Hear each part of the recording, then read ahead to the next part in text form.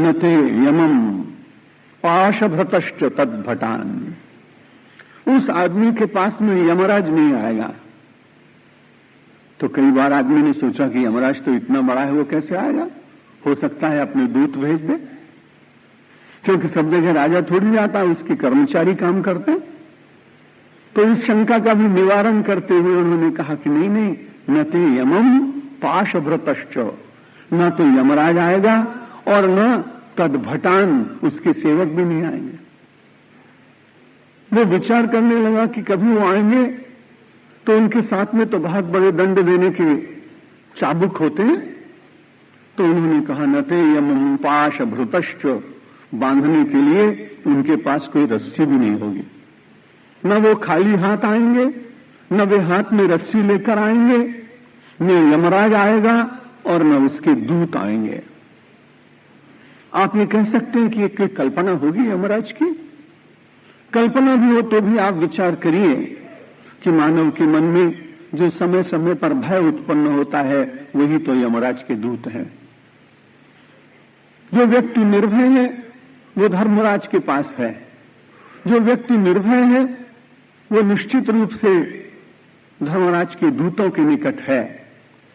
लेकिन यदि कोई जाने अनजाने परिस्थितिवश अपराध हो जाता है, भूल हो जाती है, पाप हो जाता है, और पाप कई बार डराता है आदमी को।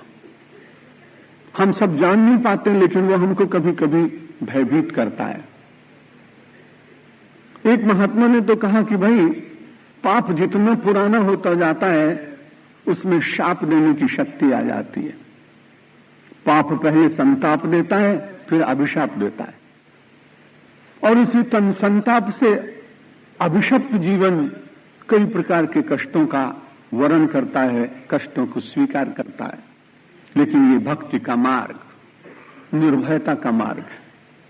मानव होने के कारण मुझसे आपसे भूल कभी नहीं होगी, ये संभव नहीं।